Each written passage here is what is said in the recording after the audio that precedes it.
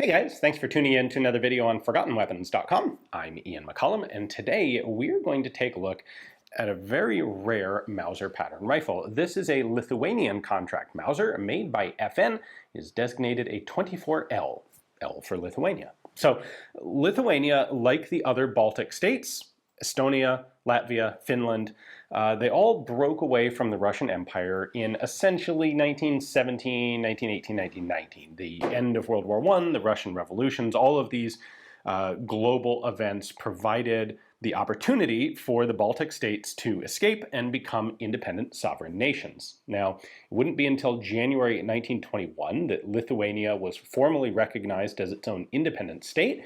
And when it was, it didn't have a whole lot of an army to speak of. It had inherited a supply of German and Russian rifles from the Russian troops formerly stationed there, German from the German volunteer units that were recruited to come assist in Lithuania's independence war. They had a couple of machine guns. The entire army apparently was about 4,000 or 4,500 guys and had all of 2 pieces of artillery to its name. And so they had to look at what they were going to do to sort of standardize and reorganize as a military force.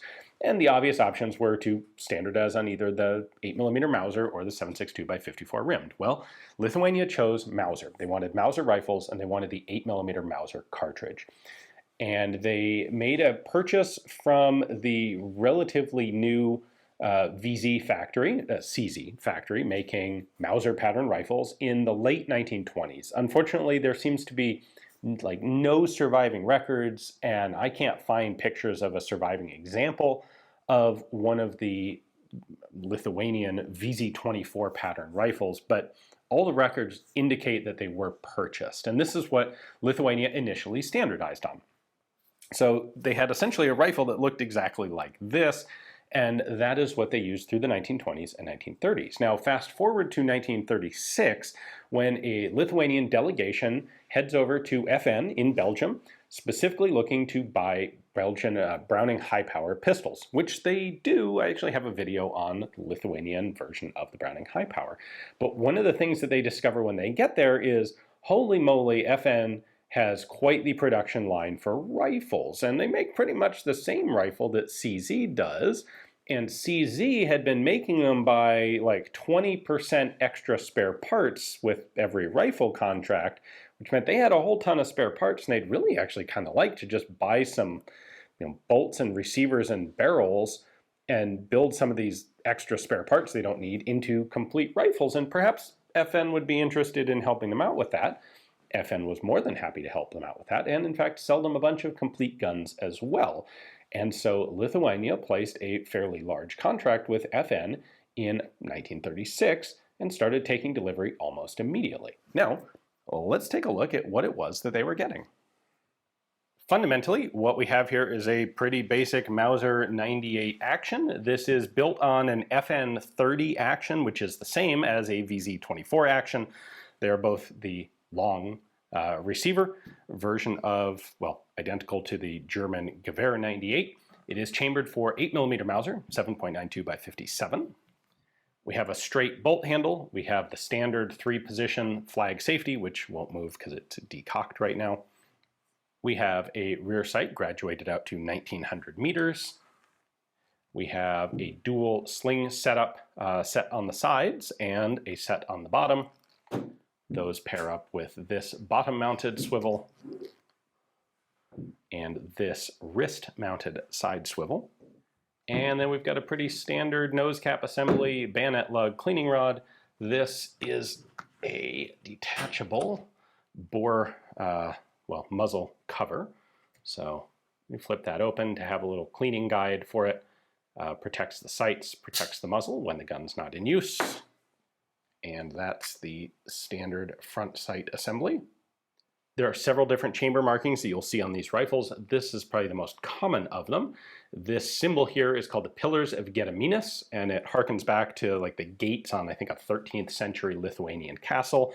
At any rate, they adopted it in 1918 as an official state symbol. And underneath is 24L. L is Lithuanian, This is a Model 30 FN, but it is designated 24 so that it has the same designation as the VZ-24s that the Lithuanians had first, just to sort of reassure them that all the parts are in fact interchangeable between the two guns. FN put their manufacturer's mark on the left side of the receiver here, and then we have a serial number on a bunch of different places, but in particular the stock, the receiver, and also on the bolt handle. Now, these numbers started at 1, and for the very first 1,000 or 2, they were actually made with just a big FN script logo because they were taking receivers that were already manufactured and in stock. That pretty quickly changed to an FN script logo with the designation Model 24L under it. That lasted until approximately serial number 20,500 when it changed to this. Then the one other pretty cool and rare marking that you'll find sometimes is curved script above the pillars that says the words Ginklu Fondas, which I'm probably mispronouncing, and I apologize. That translates roughly into arms fund. Like kind of everybody, the Great Depression had hit the Lithuanian military pretty hard in the late 1920s.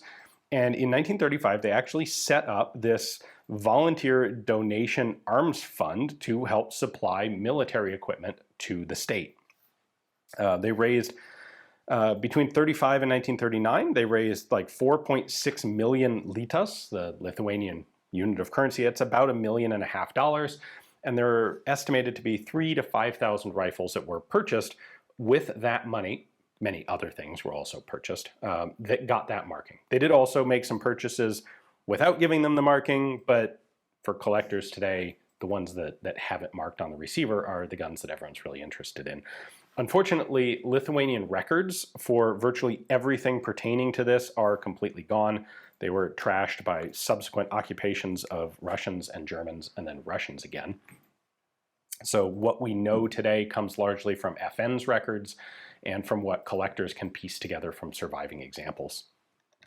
It's also worth noting that many of these rifles will have that same pillar icon in very small form used as a proof stamp. Somewhere around serial number 35,000, the Lithuanian delegation arrived at FN to inspect their rifles, and you will find, let's see, where's another one? There we go, there's another example on the front sight. You will find that stamp as their parts approval stamp. And here it is on the bolt handle root as well. In fact, really remarkably, that muzzle cover even has the same stamp on it right there. So this is actually a Lithuanian contract muzzle cover.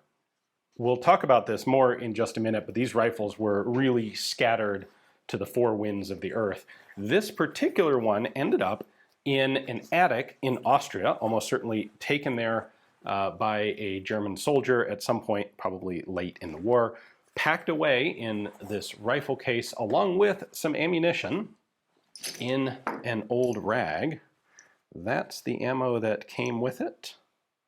We've got a variety of head stamps here, but this is World War II and pre-World War II ammunition that someone stashed away with this rifle. Actually, that's neat. That's probably a round that came from the Lithuanians, a 1936 FN cartridge. Anyway, they stashed this away, presumably thinking they might need it again someday.